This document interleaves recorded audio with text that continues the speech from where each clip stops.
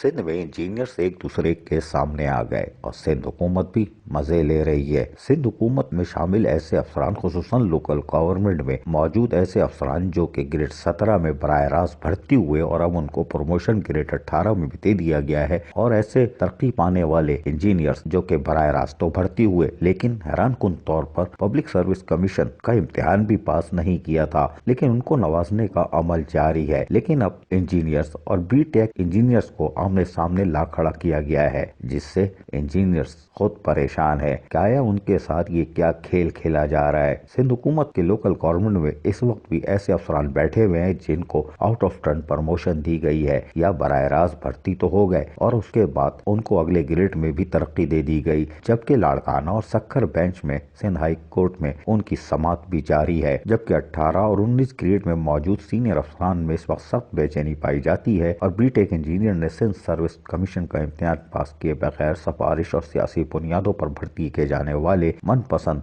Engineers की तहकीकात समेत अदालती फैसले की तशरीह के लिए भी अब सिंध हाई कोर्ट से रुजू करने का फैसला कर लिया है। जबकि महकमा बल्दियात के अफसरान के खिलाफ भी फौरी कार्रवाई का भी मुतालबा किया गया है। क्या सिंध हुकूमत या लोकल गवर्नमेंट अपने डिपार्टमेंट्स में ऐसे अफसरान को देखेगी जो बराह रास्त भर्ती हुए सिंध पब्लिक सर्विस कमीशन में गए थे या नहीं गए थे? प्रमोशन कैसे हो गया? क्या अदालती कार्रवाई जारी है कि नहीं? क्या उनको अगले ग्रेड में प्रमोशन देना अदालती कार्रवाई के दौरान दुरुस्त है कि नहीं? ये एक सवाल है, लेकिन वजारत बल्दियात और सिंध हुकूमत कब और कैसे तवज्जो देगी ये तो वक्त बताएगा। अजीज आरिफ, KBS बल्दियाती न्यूज़, कराची।